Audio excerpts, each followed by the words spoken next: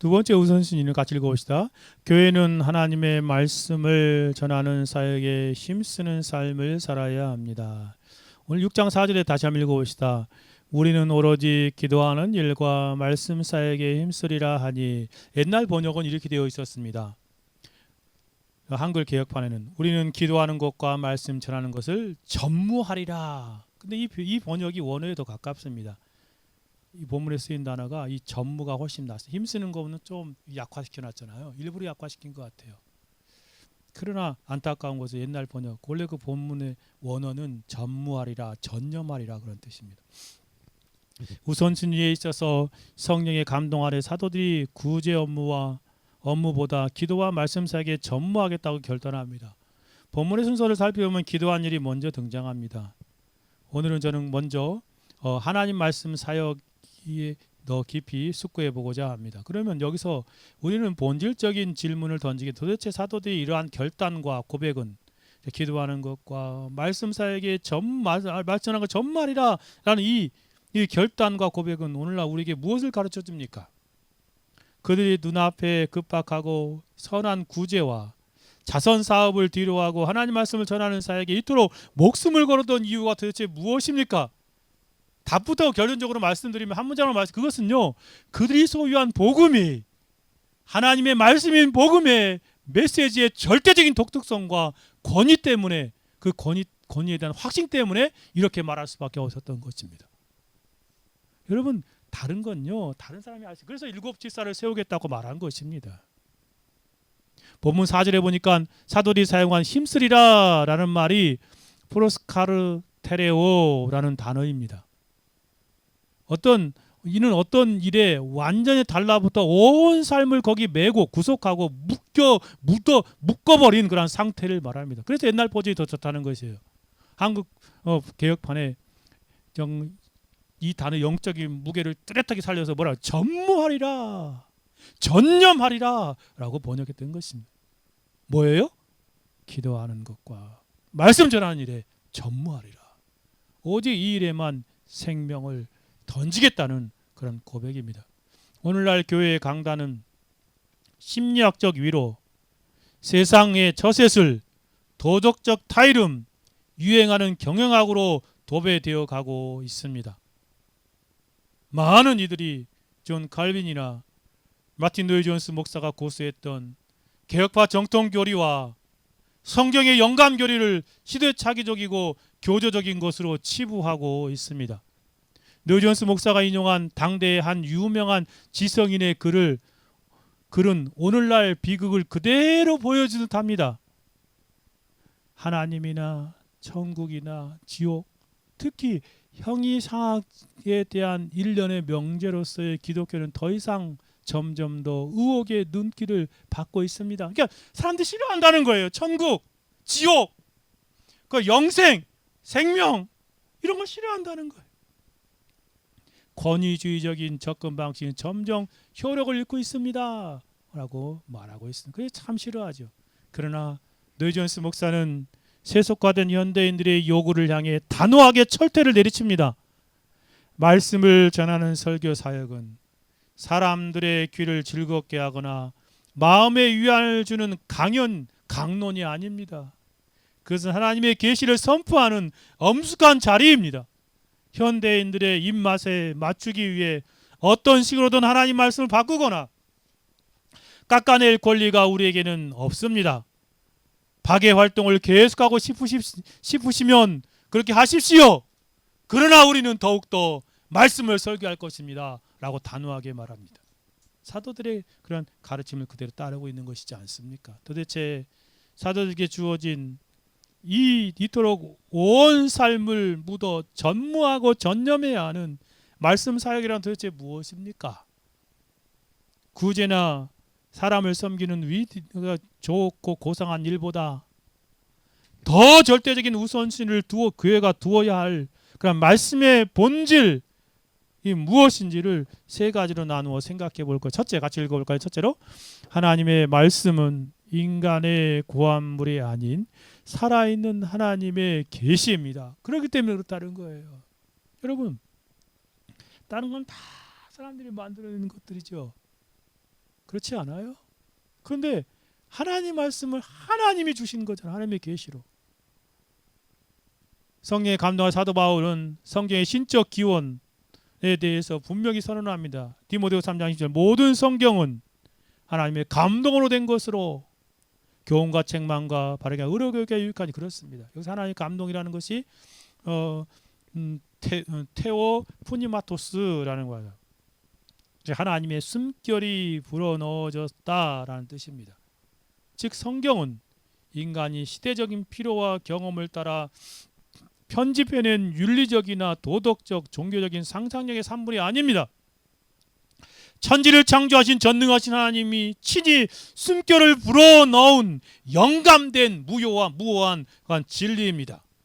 개혁신학은 이러한 성경의 감동으로 모든 성이 기록되었음을 믿고 확신합니다. 저도 믿고 확신합니다. 성경은 축자적으로 영감되었습니다. 완전하게 영감되었습니다. 유기적으로 영감되었습니다. 그러므로 하나님의 특별한 소명으로 부르심을 받은 말씀 사역자들이 해야 할 일이 명확하지 않겠습니까? 자신의 본분을 바로 알고 하나님의 말씀을 맡은 자로서 타협 없이 그것들을 고수하고 전하며 계승하는 것이 우선순위로 무엇보다도 중요한 일이지 않겠습니까? 이에 대해 갈비는 이 본문에 관한 주의 주석에서 말씀을 전하는 직분의 무게를 이렇게 엄숙하게 선언합니다. 말씀 사역이란 한간의 전생애를 완전히 사로잡고 전적으로 구속해야 할 마땅할 만큼 거대하고 수고로운, 단 한순간도 가볍게 취급할 수 없는 고된 수고로운 직무입니다. 사도들이 가난한 자들을 돌보는 영광스러운 일마저 뒤로 미룬 이유가 여기에 있었습니다. 교회 사역자들이, 말씀 사역자들이 이 엄중한 선언을 기억하지 못하고 세상에 잡다한 속된 의무나 개인의 이익에 마음을 뺏긴다면 그것은 하나님 앞에 가장 가증스러운 일입니다. 말씀 사역자는 이 거룩한 영광 앞에 온전히 꽉 붙들린 아플릭 픽숨이라는 꽉 붙들린 그러한 붙잡힌 자여야 합니다라는 것입니다.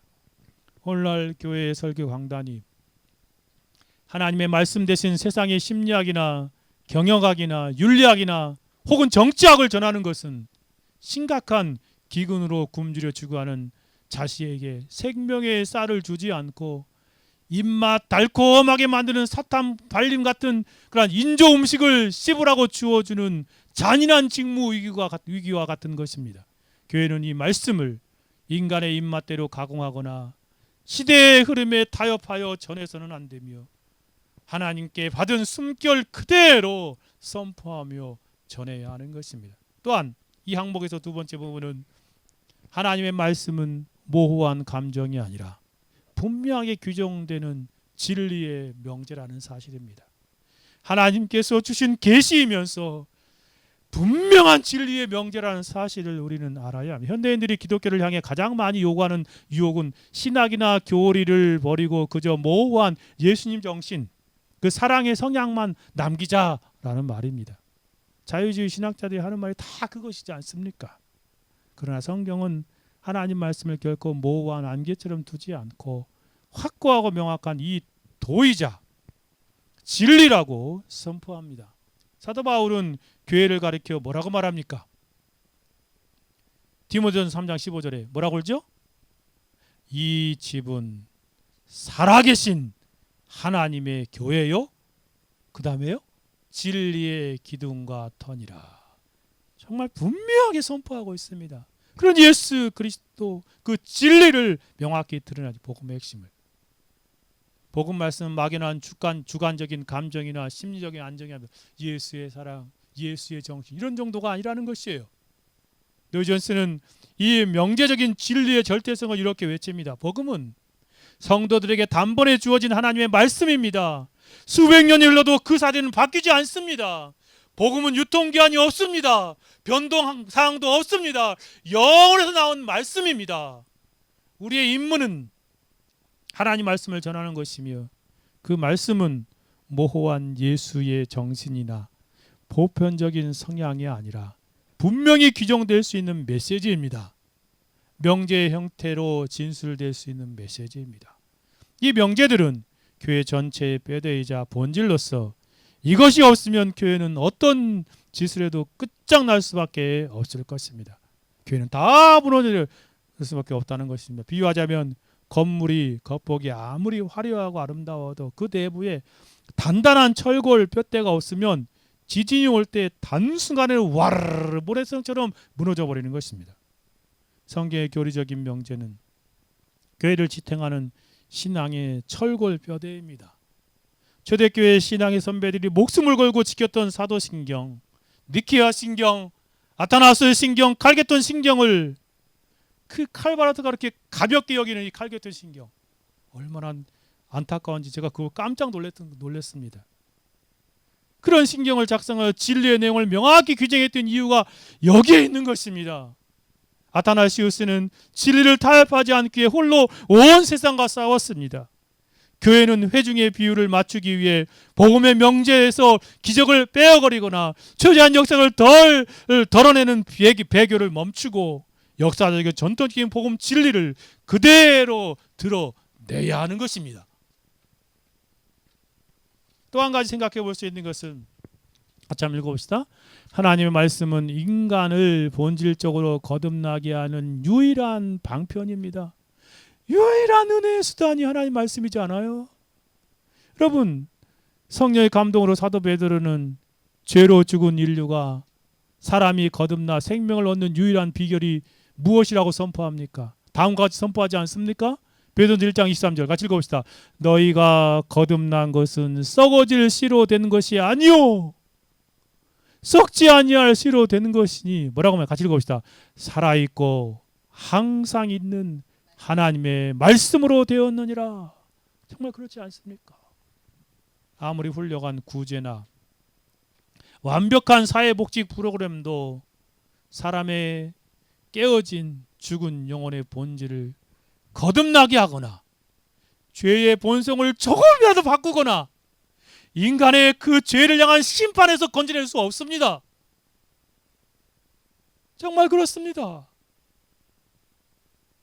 19세기 영국 런던의 빈민가에 일어난 역사적인 실화가 이를 증명해 줍니다. 당시 수많은 정치가와 사회학자들 범죄와 알코올 중독으로 소돔처럼 타락한 빈민가를 개혁하기 위해서 막대한 자금과 구제 물품을 쏟아부었습니다. 그러나 환경은 개선하고 돈을 쥐어주어도 범죄율은 떨어지지 않았고 인간의 부패는 기포만 같습니다. 그때 그 거리에 한 복음 전도자, 젊은 전도자가 들어가 아무런 구제 물품도 없이 오직 살아있는 하나님의 생명의 말씀을 외치기 시작했습니다. 놀랍게도 그 강력한 복음의 칼날이 인간의 심령을 찌르자 악독한 불량자들이 눈물을 흘리며 회개했고 알코올 중독자의 새 사람으로 변화되었습니다. 영혼이 거듭나자 가정이 살아나고 거리의 도덕이 회복되었습니다. 환경이 인간을 바꾼 것이 아니라 살아있고 운동력인 하나님 말씀이 영혼을 새롭게 거듭나게 하자 삶 전체가 바뀌는 것입니다. 노이 존스 목사가 고발하듯 환경이 인간을 바꾸는 것이 아니라 하나님 말씀만이 영혼을 거듭나게 하고 삶을 바꾼다는 것입니다. 존 칼빈 역시 주석을 통해서 말씀 사역이 인간의 모든 수고를 가치 있게 만드는 유일하고 최종적인 방편임을 이렇게 선언합니다. 인간이 이 땅에서 아무리 정성껏 씨를 뿌리고 밭을 갈며 사회를 이롭게 할지라도 하늘로부터 하나님의 생명의 말씀이라는 신령한 은혜가 내리지 않는다면 인간의 모든 수고는 결국 영원한 파멸 앞에서 헛된 일일 것입니다. 정말 헛된 일일 것이다. 아무런 열매를 맺지 허사라는 것이죠. 그러므로 말씀을 전하는 일보다 하나님을 더 기쁘게 하는 순종은 존재하지 않습니다. 라고 선언합니다. 왜 그래요? 사도 바울이 성령의 감동으로 로마 10장 10절에 말한 것처럼 그러므로 믿음은 들음에서 나며 들음은 어디서 나요? 그리스도의 말씀으로 말미암았느니라. 본문의 사도들은 성령 하나님의 감동 안에서 이 위대한 복음의 절대적이고 유일무이한 가치를 정확히 꿰뚫어 보고 있었기 때문에 구제라는 아무리 선하고 고상한 일일지라도 자신들의 시간과 에너지를 빼앗겨 정작 영혼을 영원히 살리는 복음 전파를 소홀히 할 수 없었던 것입니다.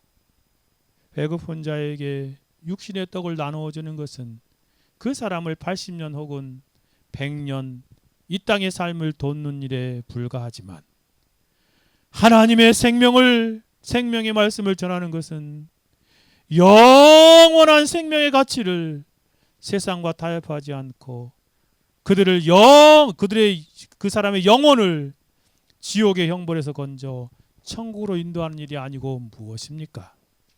교회는 이 영원한 생명의 가치를 세상과 타협하지 않은 사자처럼 그 하나님 말씀을 담대하게 선포하는 유일한 방주이자 보류가 되어야 하는 것입니다. 디모데후서 4장 1절 5절에 말한 것처럼 제가 한번 읽어드리겠습니다. 하나님 앞과 살아있는 자와 죽은 자를 심판하실 그리스도 예수 앞에서 그가 나타나실 것과 그의 나라를 두고 엄히 명하노니 뭐 하라고요? 너는 말씀을 전파하라. 때를 얻든지 못 얻든지 항상 힘쓰라. 범사의 오래 참음과 가르침으로 경책하며 경계하며 권하라 라고 강하게 선포했던 것입니다.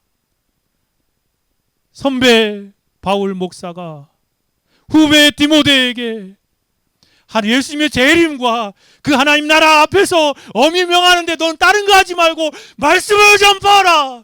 때를 얻든지 못 얻든지 항상 힘쓰라 라고 말하는 것입니다.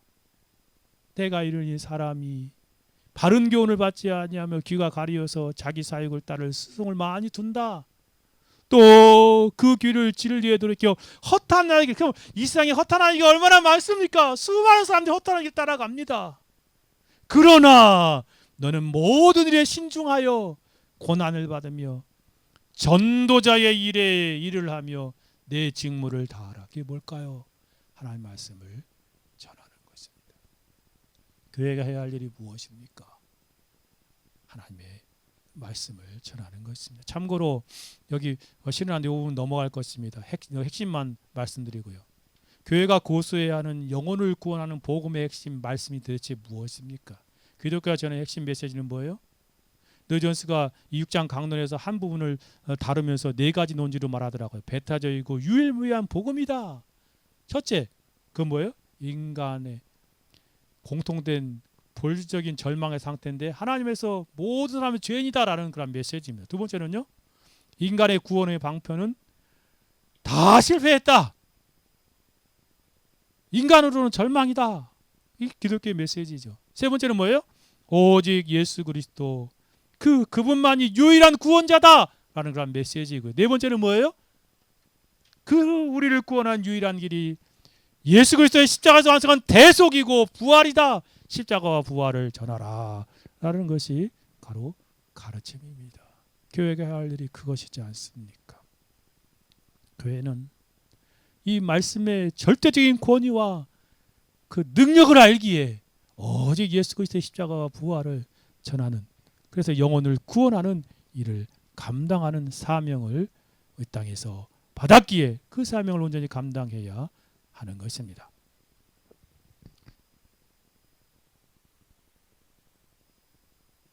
같이 한번 읽어봅시다. 세 번째 우선순위는 교회는 기도하는 것과 말씀을 전하는 일에 전무해야 합니다. 다시 한번 4절 말씀 두 구절 다 읽어봅시다. 한글 개혁판도 가지고다. 우리는 기도하는 것과 말씀을 전하는 것을 전무하리라 하니, 또요, 우리는 오로지 기도하는 일과 말씀서에게 힘쓰리라. 사도들은 자신이 목숨을 걸고 매진해야 할 본질이 무엇인지를 명확하게 선언하는 것입니다. 다시 한번 살펴보면 힘쓰리라는 말이 바로 프로스 카르텔소메 이란 뜻입니다. 집요하게 매달리다, 온전히 헌신하다, 끊임없이 지속하다라는 강력한 의미입니다. 노존스는 특별히 이 구절에서 기도가 말씀보다 먼저 언급되는 거 있다는 것을 말하면서 왜 사도들은 기도를 말씀보다 우선적으로 언급했을까라는 것을 의문을 가지면서 이렇게 설명합니다. 기도가 생략된 정통 신학이나 냉랭한 지속주의 위험성을 강력하게 경고한 것입니다. 메시지는 언제나 정확해야 합니다. 우리는 정통신학에 서 있어야 합니다. 복음이 무엇인지 알아야 합니다. 이처럼 정통신학은 아주 중요한 본질이지만 그것만으로는 충분하지 않습니다. 정통신앙 하나만으로도 아무것도 할 수 없습니다. 억서더시 정통교리만으로는 결코 충분하지 않습니다. 우리에게 기도가 절대적으로 필요합니다. 기도로 복음을 에워싸지 않을 때 복음은 참되고 적절하게 전달될 수 없습니다. 그렇습니다. 오늘날 교회는 소위 의사소통의 문제를 해결하겠다고 인간적인 수단에 열광하지 않습니까? 과학 시대요, 원자 시대요, 그리고 또 AI 시대요. 이 세계의 고리타분한 교리를 통하지 않으니 청소년과 현대인의 눈앞에 눈높이에 맞추어 강단을 재밌게 꾸며야 한다라고 주장합니다. 심지어 텔레비전의 코미디와 세속 음악을 곁들인 종교 버라이어티 쇼를 반영하며 청중의 수준으로 내려가 그들을 유혹하고 영합하여야 전도가 된다라고 말합니다. 그러나 사도들의 방법은 완전히 달랐습니다. 그들은 버라이어티 쇼나 당시에도 얼마나 많았습니까? 예술적인 모습들이. 그래서 세상적인 오락으로 사람을 구슬리지 않았습니다. 재미 사람을 히더 깔깔대고 죽게 웃겨가지고 그렇게 사람을 구슬리지 않았다는 거예요. 그들의 대답은 오직 한 가지였어. 우리는 기도하는 것과 말씀을 전하는 것에 전무하리라. 교회가 추구해야 할 방향이 바로 그것입니다. 사도들이 이토록 기도를 강조하고 기도의 자리에 결사적으로 매달렸던 영적인 배경이 무엇입니까? 그 세 가지를 살펴볼 것입니다. 첫째로 같이 읽어볼까요? 기도는 사도들의 절대적 무능력을 깨달을 때 터져나오는 영적 본능입니다. 그럼 사도들이 무릎을 꿇는 첫 번째 이유가 무엇이었을까요? 자신들의 지혜와 방법으로 영적인 일은 단 1mm도 움직일 수 없다는 철저한 무능을 자각했기 때문이 아니고 무엇입니까? 여러분, 당시의 종교 지도자들인 또 사도들의 공유조차도 사도들 뭐라고 말했어요? 학문 없는 자들, 다시 무식한 자들이라고 비웃었지 않았습니까? 실제로 그랬습니다. 그들은 어부였고 장인에 불과했습니다. 그들은 자신들이 영원한 멸망으로 떨어질 수밖에 죽어가는 영혼들을 대하고 있다는 무서운 책임감에 압도되어 있었습니다. 어떻게 그걸 감당할 수 있겠습니까?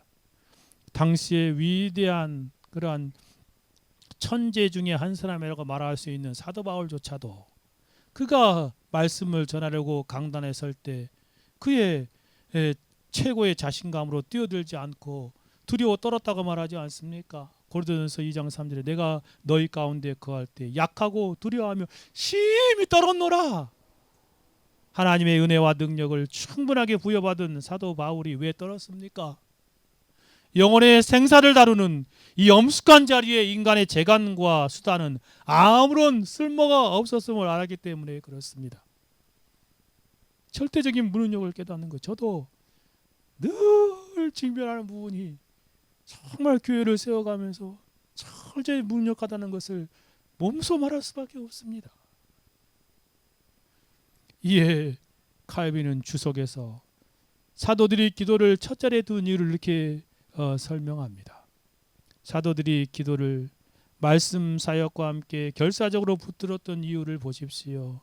그들이 다른 이들에게 기도를 권면했으나 자신들에게 교회의 공동성과 구원을 위해 간구해야 할 특별한 책무가 명시로 위임되었음을 알았기 때문입니다.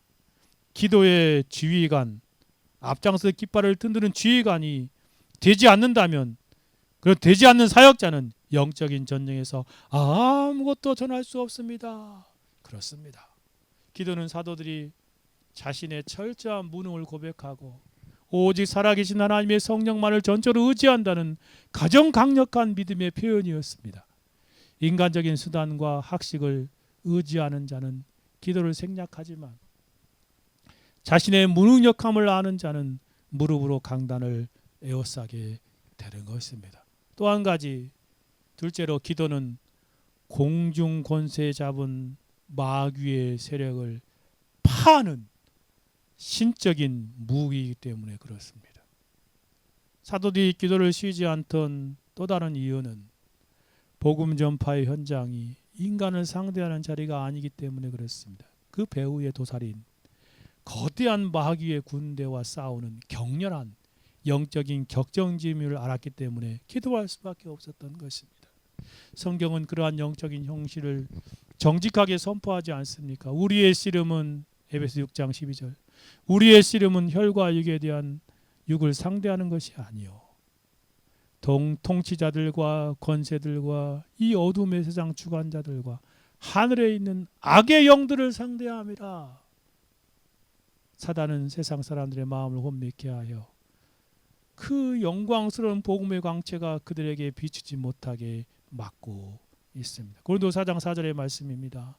그 중에 이 세상의 신이 믿지 않은 자들의 마음을 혼미케 하여 그들이 믿으려고 복음을 들여서 너무 어지럽게 하여서 그리스도의 영광의 복음의 광채가 비치지 못하게 하미니 그리스도는 하나님의 형상이니라. 그렇게 마귀의 세력이 강력하게 역사하고 있다는 사실을 알기에 그것을 파할 수 있는 것은 자신의 능력이 아니라 기도를 통해 주어진 하나님의 은혜임을 알았기 때문에 그들은 기도할 수밖에 없었던 것입니다. 노이존스 목사는 이 영적인 대결의 본질을 이렇게 설파합니다. 우리가 싸우는 대상은 인간이 아니라 마귀입니다. 사람이 아니라 마귀입니다. 우리는 지옥의 권세와 싸우고 있습니다.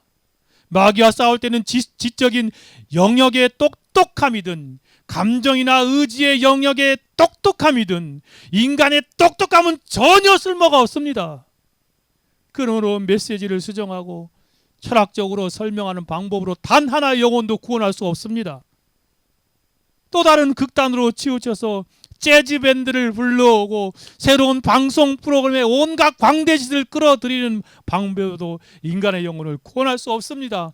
무슨 짓을 해도 인간 영혼을 구원할 수 없습니다. 영혼을 구원할 수 있는 분은 오직 성령 하나님뿐입니다. 정말 그렇습니다. 인간이 만들어내는 얄팍한 철학이나 심리학, 교회를 예능 무대로 만드는 버라이어티 쇼는 마귀의 견고한 진을 결코 조금도 무너뜨릴 수 없습니다. 영적으로 죽어있는 송장을 흔들어 깨우는 일은 오직 위로부터 임하는 신적인 능력, 성령 하나님의 능력으로만 가능합니다. 사도들이 이것을 알았어요. 철저하게 알았던 것입니다. 사도들이 기도를 호흡처럼 지속했던 이유는 그러한 강력한 사단의 사슬을 묶여있는 사슬을 끊어버릴 수 있는 신적인 그러한 무기가 기도이기 때문에 기도이길 말하기 때문입니다. 영적으로 죽어있는 인간들을 건져내기 위해 성령의 도우심과 하늘의 군대를 요청하는 유일한 방편이 바로 기도였기 때문에 그러한 것입니다. 그래서 사도 바울은 에베소 6장에 보면 하나님의 전수인 값주를 취하라 입으라 그렇게 말하면서 쭉 설명한 다음에 모든 일에 기도와 그 무시로 성령에서 기도하고 그렇게 말하고 있잖아요.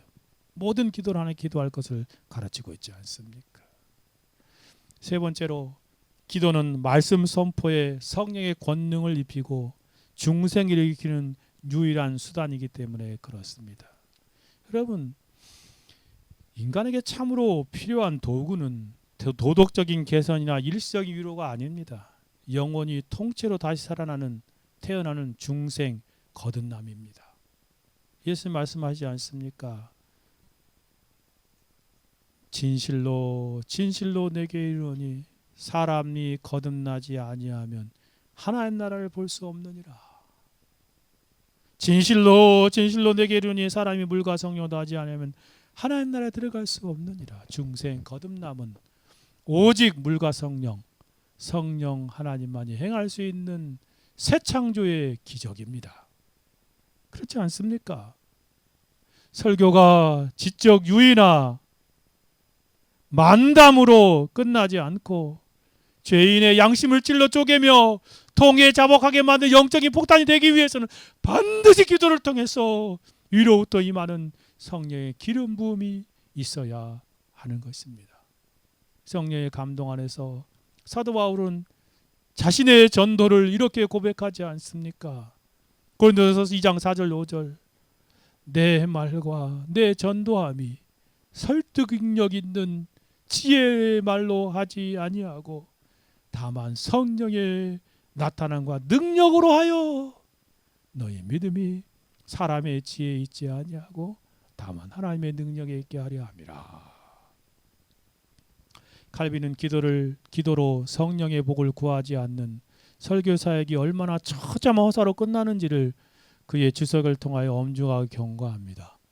우리가 강단에서 아무리 땀을 흘리며 밭을 갈고 씨를 뿌리고 물을 주며 열심히 복음을 전할지라도 만일 하늘로부터 하나님의 비와 복이 내리지 않는다면 우리의 모든 설교와 수고는 완전히 헛수고가 되고 말 것입니다. 그러므로 말씀을 전하는 자들에게 기도의 열심을 최우선적으로 요구되는 되는 가장 중요한 것입니다. 라고 말하는 것입니다. 정말 그렇습니다. 노이 존스 목사가 설교하면서 유명한 그러한 설교자 한 사람의 예를 들습니다. 1840년대 스코틀랜드의 거룩한 설교자였던 노버트 머리 맥체인의 예화입니다. 우리가 읽는 맥체인을 기뻐가 이 사람이 만든 겁니다. 이 사람이 만든 거예요. 이 노버트 머리 맥체인. 그 예화를 들어 기도의 권능을 확신하죠. 노버트 머리 맥체인은요, 설교하기 전에 그 기도하는 골방이 있는데 그것을 막 기도하고 나서 하나님의 성령이 이렇게 감동을 주면 다시 설교단으로 이렇게 걸어 올라갔던 그런 사람입니다. 기도하기 전에, 설교하기 전에 그렇게 기도를 많이 했던 그런 사람입니다. 기도를 참 많이 했던 분이죠. 그분을 들으면서 노이 존스가 이렇게 말하더라고요. 그가 노버트 머리 맥체인이 주일 아침에 이렇게 이제 설교하려고 기도하고 나서 강단으로 이렇게 걸어 들어가잖아요. 사람이 걸어가는 그 노버트 머리 맥체인의 모습을 보면서 바로 그 순간부터 사람이 울음을 터뜨린 일이 아주 많았다고 합니다. 그 강단에 올라가는 모습을 보면서 사람들이 거기 그 안에서 울음을 터뜨리는 일이 많았다고 그러더라고요. 그는 하나님 앞에 있다가 온 사람으로서 그의 얼굴과 태도 전체가 하나님의 광채가 뿜어져 나왔기 때문입니다. 오직 능력과 성령과 큰 확신으로 된 것입니다. 이것이 오직 기도, 지속적인 기도로만 얻을 수 있습니다. 정말 그러한 설교자가 오늘날 필요하지 않을까 싶습니다. 저를 위해서도 기도해 주십시오. 기도 없이 인간의 세련된 말재주만 의지하여 강단에 서는 설교자는 성령의 권능이라는 무기도 없이 맨몸으로 치열한 영적인 전쟁터에 나아가는 어리석은 군인과 같습니다. 사도들은 이 하늘의 기름 부음을 알고 있었기에 기도하는 일과 말씀 사역에 온 삶을 묻고 전무했습니다. 교회가 세상의 유행을 따라 인간의 지혜를 구하는 비극을 멈추고 다시 사도들처럼 무릎으로 성령의 권능을 구할 때 강단은 비로소 영혼을 살리는 생명의 진원지가 될 것입니다. 사랑하는 성도 여러분, 주 안에 사랑하는 성도 여러분, 오늘날 우리 교회와 우리 개인의 신앙생활에서 우선순위는 어디에 있습니까? 초대교회가 직면한 구제의 문제는 결코 악한 일이 아니었습니다. 선한 일이었습니다. 그것은 주님의 사랑을 실천하는 매우 선하고 아름다운 일이었습니다. 그러나 사도들은 가장 좋은 것을 위해 좋은 것을 내려놓는 영적인 불변력을 발휘했습니다. 그들이 우선순위를 바로잡을 때 성경은 놀라운 결과를 증언합니다. 7절입니다. 본문 7절 같이 한번 읽어볼까요? 같이 읽어봅시다. 하나님의 말씀이 점점 왕성하여 예루살렘에 있는 제자 수가 더 심히 많아지고 허다한 제사장의 무리도 이 도에 복종하니라. 이러한 복된 결과가 이 시대에도 우리 교회도 있기를 바랍니다. 교회가 세상적인 방식대로 구제와 행정과 그 프로그램에 매몰되어 본질을 잃어버렸을 때 세상은 교회를 우습게 여깁니다. 오늘날 한국교회가 세상으로부터 질타를 받는 것도 이런 모습이지 않을까 하는 생각을 하지 않을 수 없습니다. 그러나 교회가 무릎을 꿇고 눈물로 기도하며 생명의 말씀을 가감없이 선포하는 본질의 자리로 돌아갈 때 세상은 교회를 두려워합니다. 교회를 경외했고 주님의 복음 안에서 여기 보니까 제사장의 무리도 이 도에 복종하니라. 허다한 제사장의 무리도 복종하는 역사가 일어났습니다. 바라옵기는 우리 교회도 청교도 교회도 그러한 교회가 되기를 간절히 소원합니다. 이제 말씀을 정리하고 적용하고 설교를 마치고자 하며 네 가지로 적용하겠습니다. 첫 번째 좀 같이 한번 읽어볼까요? 사람의 요구에 흔들리지 말고 하나님의 절대적인 주권과 말씀 앞에 무릎을 꿇읍시다. 그래서 세상 소리와 청중의 비율을 맞추느라 복음의 칼날을 무디게 만드는 교회가 되어서는 안 됩니다. 둘째로 같이 읽어볼까요? 썩어 없어질 육신의 떡보다 천하보다 귀한 영혼을 살리는 복음의 방주가 됩니다. 그렇게 위해서 기도해 주십시오. 가난한 사람들을 구제하고 돕는 일은 마땅히 해야 할 아름다운 사명이지만 그것이 교회의 우선적이고 최종적인 목적이 될 수 없습니다.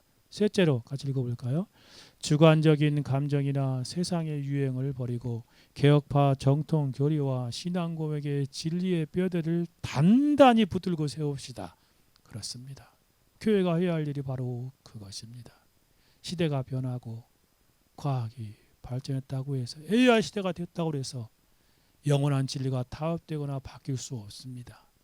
아무리 겉보기에 웅장 아름다운 건축이라도 보이지 않는 철근 고조가 없으면 그 조그만 지진에도 와르르 무너져 내릴 수밖에 없는 것입니다. 우리의 신앙의 내면에 개혁파 정통지리와 교리의 진리의 체계의 철골을 확고히 세워 거짓된 이산과 이단과 사단의 공격을 이기는 그런 교회가 되어야 하겠습니다. 마지막으로요.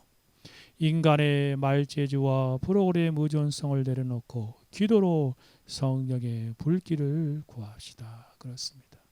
우리 교회가 기도하는 교회가 되어야 할까? 각자 성도들이 기도하는 교회가 되어야 하고 목회자가 노트머리 맥제인처럼 그래 기도하는 그런 목회자가 설교자가 되기를 위해서도 기도해 주십시오. 아무리 정교하고 세련되게 잘 다듬어진 설교나 조직을 갖추었다 하지라도 위로부터 임하는 하나님의 성령의 능력이 없다면 단 한 영혼도 거듭나게 할 수 없습니다. 그럼 우리 모든 사역과 강단에 정말 간절한 기도로 말미암아 성령의 권능이 폭발하는 영적인 그러한 생명의 역사가 나타나는 교회가 되기를 위해서 같이 기도합시다. 같이 한번 기도합니다. 들은 말씀 생각하며 기도합시다. 하나님 아버지, 정말 우리 교회 이 본연의 사명을 잘 감당하게 하옵소서. 기도하는 것과 말씀을 전하는 일에 전무한 그런 교회가 되게 하옵소서. 같이 한번 기도합니다. 거룩하시고 자비로우신 하나님 아버지, 감사와 찬송과 존귀와 영광을 돌려드립니다. 오 아버지 하나님, 참으로 초대교회 사도들이 하나님 정말 말씀을 지켜놓고 구제하고 접대하며 공개한 일에 하지 않겠다고 하고 또 기도하는 것과 말씀을 전하 힘쓰니라 올 힘쓰겠다고 말했던 것처럼 하나님 정말 우리 교회의 본연의 본분과 그러한 역할을 잘 알아서 하나님 앞에 영광 돌리는 귀한 교회가 되어지도록 하나님 우리 교회를 도와주시기를 간절히 소원하고 바라고 나옵니다. 오 하나님 아버지, 저도 이 교회가 해야 할 일이 무엇인지를, 개혁과 교회가 해야 할 일이 무엇인지를 바로 알게 하여 주옵소서. 여기 하나님 중심으로 하나님을 우선시하게 하여 주옵소서. 인간의 필요와 인간의 요구보다 하나님을 중심으로 하나님을 더 사랑하며 하나님 섬기는 교회로 서게 하여 주옵소서. 또 하나님 천하보다 귀한 한 영혼을 살리는 일에 힘쓸 수 있도록 성령으로 역사하여 주시기를 간절히 소원하고 바라고 나옵니다. 그러기 위해서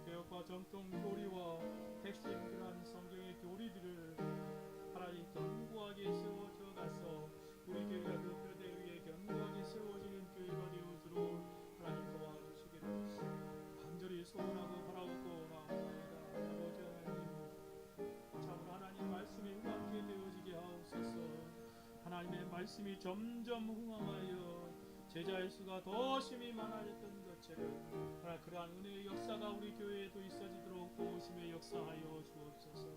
아버지 하나님 간절히 바라옵고 원하옵기는 하나님 간절히 기도하오니 성령의 권능과 능력으로 이 교회에 충만하게 부어주셔서 하나님 성령의 능력으로 말미암아 중생과 생명의 역사가 왕성하게 일어나는 교회로 자라갈 수 있도록 아버지 도와주시기를 간절히 소원하고 바라옵고 원하옵나이다.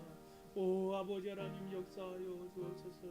하나님 기도하는 교회 되어지도록 도와주시고 기도하는 성도들 되어지게 하여 주시고 기도하는 목사 되어지게 하여 주셔서 하나님의 거룩한 영광이 생명의 역사가 하나님 폭발하는 귀한 교회가 되어지도록 하나님 도우심의 역사하여 주옵소서. 감사와 찬송과 존귀와 영광을 홀로 받으시기를 원하옵고 주 예수 그리스도의 이름으로 기도 올려드려